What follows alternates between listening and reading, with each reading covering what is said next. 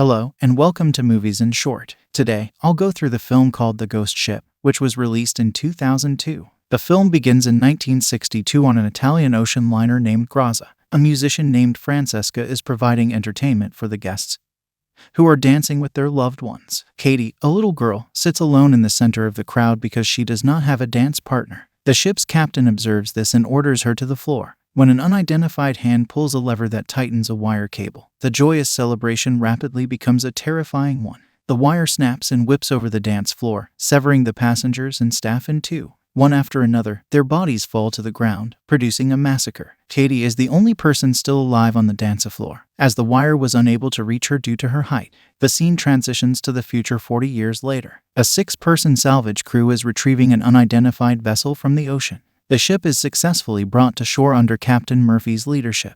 The party then heads to a tavern to celebrate, where Jack, an old acquaintance, approaches them. Jack, who also works in the marine industry, has heard of a 1962 ghost ship. According to urban legend, the ship conceals a chest of riches that has been missing for 50 years. Whoever brings the ship to land is entitled to all of its contents. This piques the crew's attention, and the next day they head out in their salvage tug to locate the ship. After a few hours of travel, they approach their target, but the tracker indicates that there are no ships nearby. They determine that the report was fabricated after verifying its functionality. Just as they are going to turn around, a large commercial ship comes into view in front of them. Fortunately, the collision between their boat and the ship is not destructive. After deliberating about who will enter the ship first, Jack and one of his crewmates, Greer, remain outside as the other 4 enter the ship. Within seconds of their arrival, the group begins to experience strange phenomena. First, they hear strange noises. Then they observe movement in the shadows. Behind them, a Scrabble moves on its own and forms the words "Welcome aboard." They attribute the problem to the wind and continue to walk. One of the crewmen named Munder falls into a hole on the upper deck, but the sole woman in the group, Maureen, saves him. Katie, a young girl, suddenly appears in the background as she attempts to pull him up. She vanishes within seconds, preventing Maureen from determining whether she is real. She feels uneasy about the encounter, but she does not tell anyone about it. The gang discovers a digital watch on the ground a little distance later. Due to the fact that these timepieces did not exist in 1962, they hypothesize that someone was on the ship before them. Since the ship is so enormous, the captain decides to continue the search the following day. At night, when Maureen is alone, Jack approaches her. He detects her tension after she saved Munder earlier. Jack is speechless for a few seconds after learning about the little girl. He appears to know something but does not demonstrate it. Instead, he proposes that Maureen obtain a few hours of sleep to eliminate the hallucinations. The following day, the crew meets to plot their next move. They have discovered that the ship is slowly sinking due to base damage. They plan to remain in the water for 3 days to repair the ship and then return to land with the entire vessel. Without spending much time, they continue working in their separate areas of the ship. In the meantime, Maureen investigates it and reaches the pool area. She discovers gunshot holes on the wall, which is odd given that they were told all passengers drowned. While attempting to crawl out of the pool, she encounters Katie once more. She falls from the ladder and begins bleeding from the head after being startled. However, when she looks up again, Jack is standing where Katie was mere moments ago. The two leave the pool without seeing that Maureen's blood is evaporating. As soon as the bullet holes begin to bleed, the entire pool is filled with blood. Jack and Maureen then explore the laundry area and discover an additional door that was not on the ship's blueprint. When they unlock it, they are forced by a force of water, which also forces mangled bodies from the closed room. Jack and Maureen both panic and attempt to flee. However, the door they entered automatically locks, forcing them to proceed further into the ship. Captain Murphy arrives at the captain's lounge in the interim. He discovers an open bottle of wine, but when he attempts to take a sip, he notices the ship's true captain reflected in the mirror. The glass falls and shatters before Murphy flees in terror. Greer, unaware of the paranormal activity, is doing his own business when he hears singing. It is Francesca, the same entertainer who entertained the passengers in 1962. Greer searches for the source of the sound but eventually gives up. He is unaware that the woman is following him as he walks away from behind.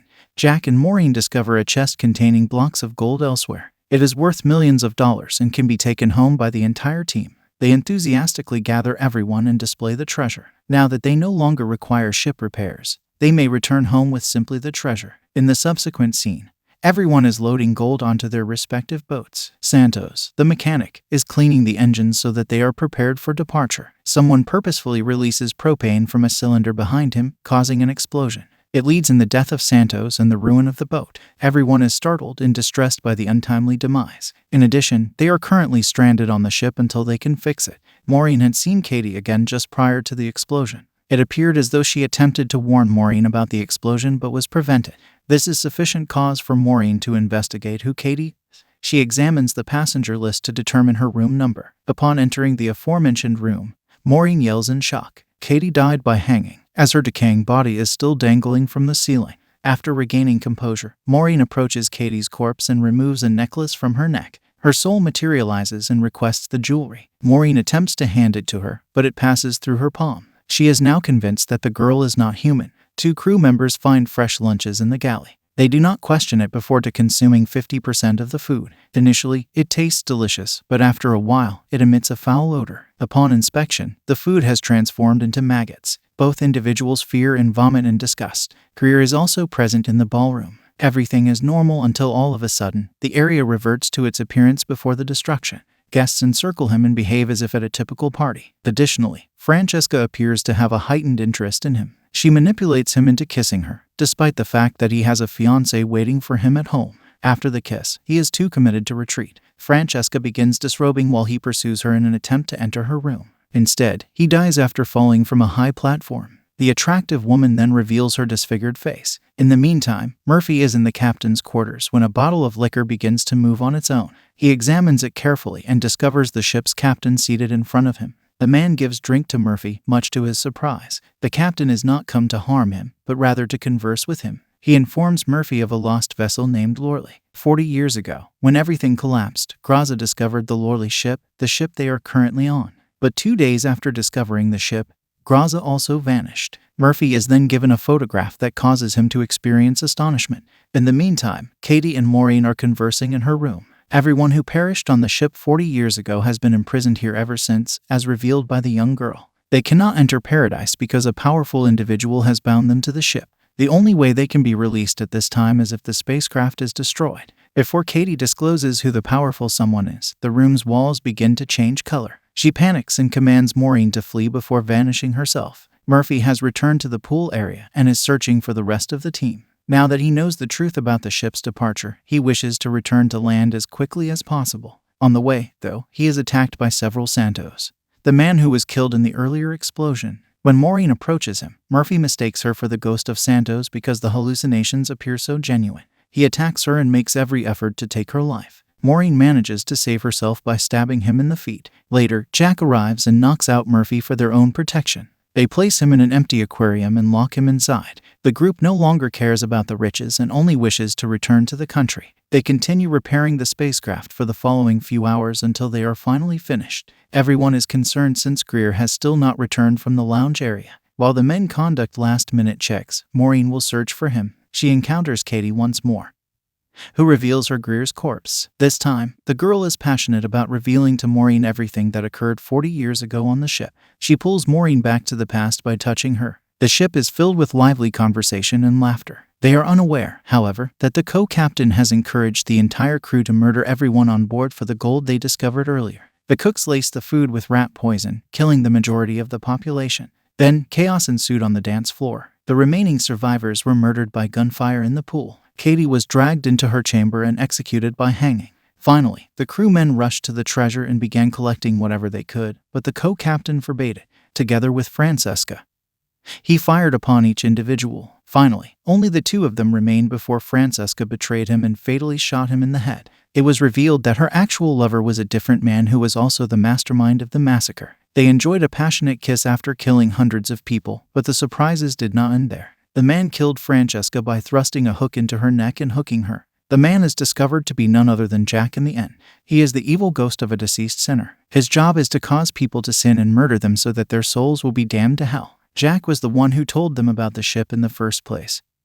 So everything makes sense to Maureen now. Similarly, he came out of thin air when Maureen saw Katie in the water. In addition, he has been telling her to forget about Katie each time she has mentioned her. Maureen instantly recalls Murphy, but by the time she reaches him, he has drowned and perished in the tank. She swiftly alerts the other passengers about the murderer on board. To fix something, Munder is scuba diving in the flooded engine room. She desires to follow him, but the blood-filled pipes indicate that he has also perished. Someone apparently pulled him into the gears and ground him to death. Maureen and the last remaining Dodge crew member are the only two individuals left. She requests that he watch out for Jack while she sets explosives on the ship. When Dodge and Jack are alone, though, Jack plays mind tricks with Dodge and begins a fight. Dodge shoots him in a moment of wrath and figures he is dead. Then, he approaches Maureen, who has just finished placing the explosives. He informs her that he murdered Jack and that they may begin a life together with the goal. Maureen considers it for a moment before asking him why he hasn't inquired about Munder, who has not yet been located.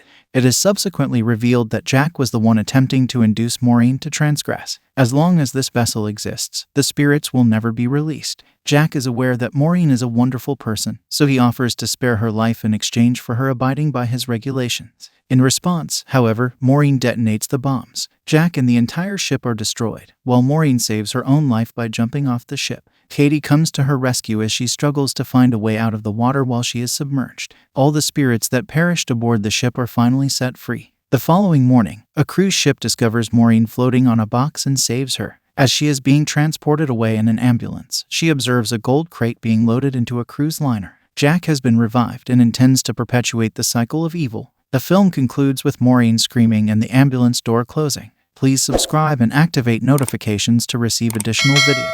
Thank you for watching.